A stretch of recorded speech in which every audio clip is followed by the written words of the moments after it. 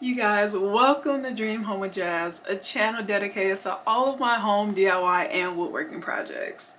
Here we aim to support creativity and hopefully inspire people to create the things and the spaces that they love. Today I am kicking off the channel with a guest room makeover, and honestly I think might be one of my favorite makeovers to date.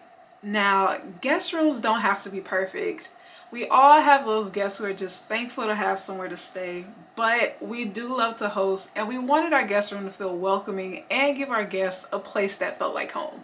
When thinking about what I wanted this space to look like, I always thought about this calm, classy, hotel-inspired vibe, and I think I found the perfect way to do that with the limited space we have. I plan on changing out almost everything in the room, including the paint color, so let's see what we can do to spice it up a little bit. For this room, I wanted to go with a more neutral color scheme, mixed with warmer tones and then a little bit of contrast as well. So we'll be doing a dark accent wall behind the headboard and then a lighter paint color for the rest of the room.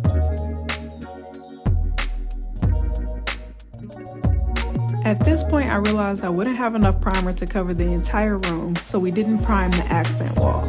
Priming isn't always necessary, but in my experience, I've noticed that it provides an excellent base for your paint. It prevents any previous layers of paint from shining through, and it also results in a much longer lasting paint job.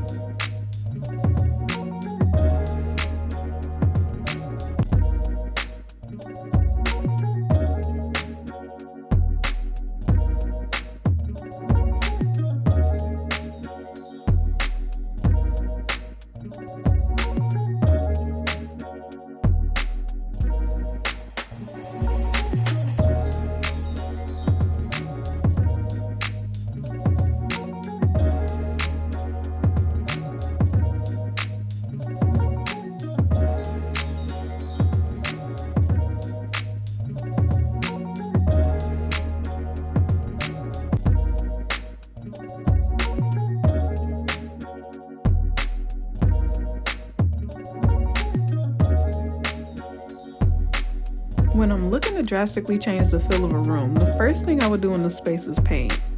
I feel we often underestimate how impactful painting is when starting a makeover like this.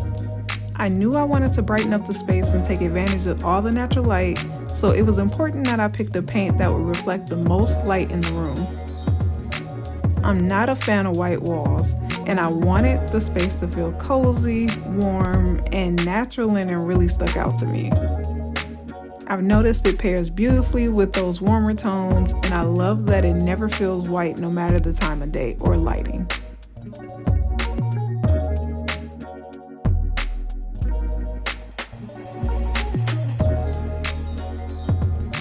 It took me forever to decide on the contrasting paint color, but I chose Urbane Bronze for the accent wall. What surprised me the most about this color was that it actually pairs really well with both warmer and cooler tones, and I feel like there aren't a lot of colors that are able to do that. It's a dark grayish with a rich brown undertone, but it also has a dark olive green undertone as well. So I think that by placing it in a west-facing room like this will complement the natural linen very well.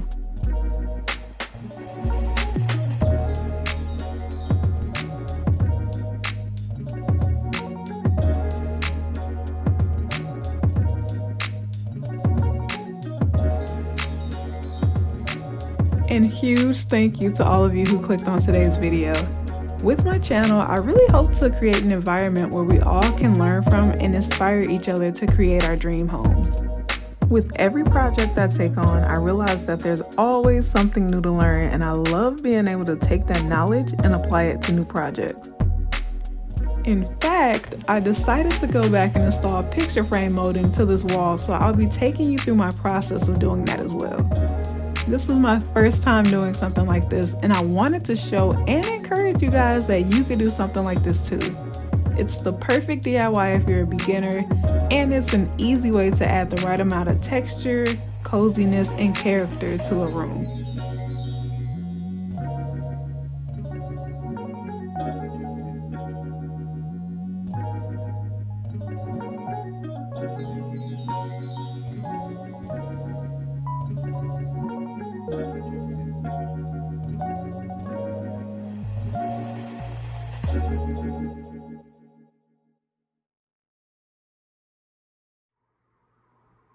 Now that all the painting is finished, we can finally get started on our next project.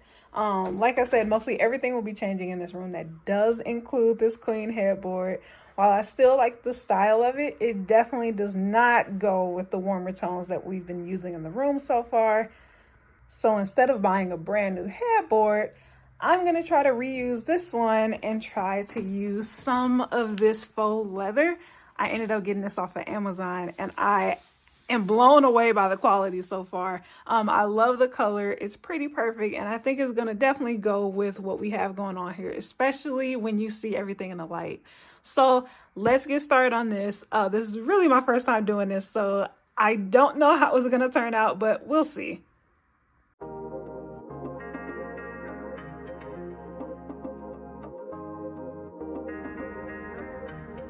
So here I cut the fabric to size and then I laid the headboard face down on the back of the fabric. While pulling the fabric taut, I'm starting at the middle of one side with my staple gun and I'm securing it to the back of the frame. And then I do this until I'm about a couple inches from the end so that I have enough fabric to fold the corners.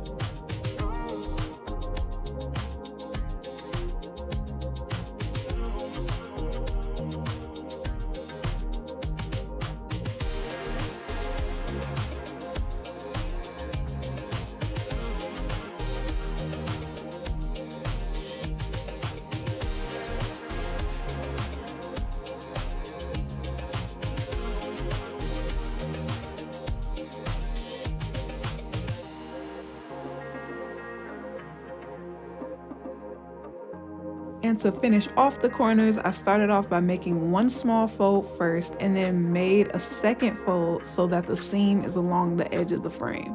I'm sure there are better techniques for this, but this way worked just fine for me. When stapled, this laid down pretty smooth, but if you find that it's kind of bulky, you can go in and trim off some of the excess fabric so that it lays flat.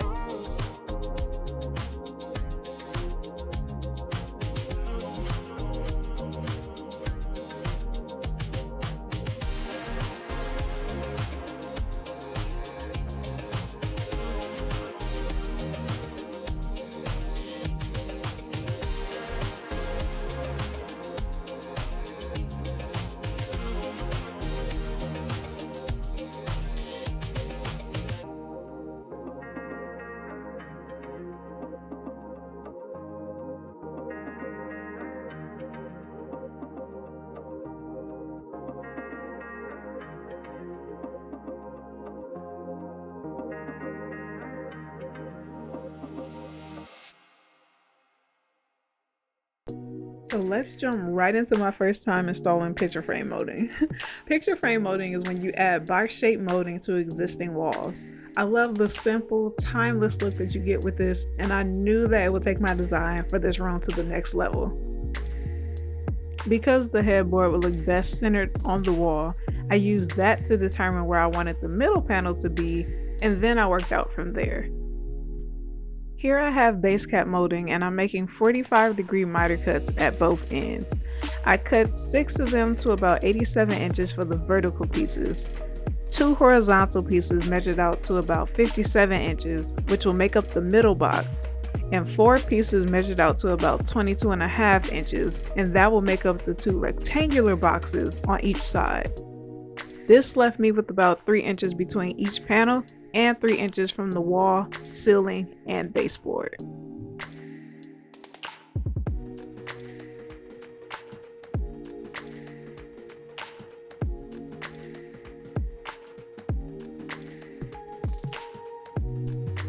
If you're worried about getting your spacing right, don't you worry, you can find calculators online that can help you with that.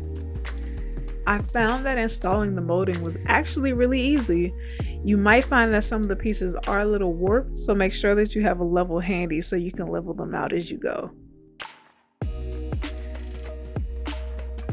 Fortunately, my husband Patrick was around to help me with this, but this is absolutely something you can do by yourself. You can use frog tape to help you keep the molding in place if you're needing an extra pair of hands, or you can even use it to help you visualize how the wall will look before you start. And while it's not required, a laser level will save you so much time here, especially if you're dealing with a larger area. Since the base cap molding I'm using is lightweight, I didn't feel it was necessary to use liquid nails, but you may need to if you're working with thicker molding. And if you decide to include chair molding into your design, make sure that you nail that into studs wherever you can to better secure it to the wall.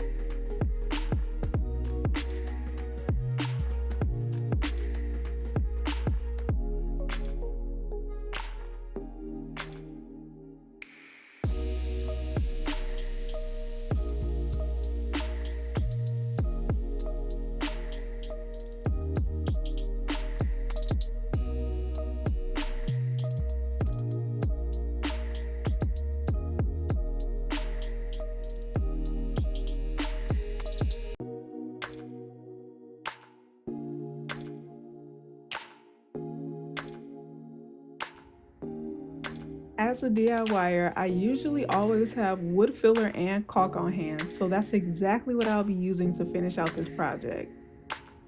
This is not the most enjoyable part of the project, but trust me, this is not a step that you want to skip.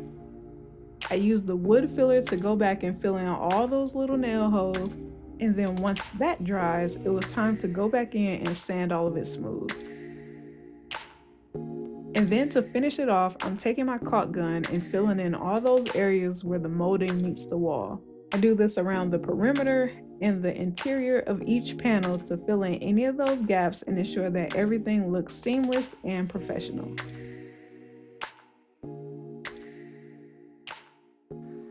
Good morning, you guys. It is the next day and I finished out the accent wall, and I was beginning to bring in the headboard and the bed back into the room, but I had to pause because I just love how this looks. What a change. This was literally too good not to share. I just really absolutely love how the headboard pops against the accent wall, and I absolutely love how the trim going up 3 inches from the ceiling, it really brings your eye up when you walk into the room. So at this point, we just gotta do the last finishing touches on the room and we will be done. So let's get to it. From here, I'm keeping it simple and I'm really only adding those necessary touches like nightstands and touch control table lamps that include an outlet, 2 USB ports on the base, and 3 brightness settings, which I thought was pretty cool. And honestly, white bedding is the only way to go when you're trying to recreate a hotel room, but I couldn't help but to incorporate light beige in the bedding as well to make the whole room feel a little bit more cohesive. Also, by now, I'm sure you've noticed the art on the wall. This is actually a picture that Pat took over the summer. We currently live in Chicago's suburbs and wanted to add something to reflect that. So this is a photo of the Paramount Theater in downtown Aurora, and once I finished the accent wall, I just knew I had to have it as part of the focal point in the room. I added a smaller frame to the right of the window to fill up the space, and also added this stool underneath to provide an extra seat for guests, which I'm so happy this worked out because it leaves more than enough room for guests to access the closet as well. And finally, we're finishing the bed off with this light beige throw. It's so soft and such a compliment to the rest of the room. And because we're looking to give our guests the best experience, we've included a welcome basket that includes some water, snacks, and anything else that they would need to make their stay more comfortable. Our guest room makeover is finally complete, but before we get to a proper reveal, let's not forget where we started. This room overall wasn't functional and always felt forgotten about, but I love how everything came together and that it just feels so much more inviting now. So welcome to our guest room.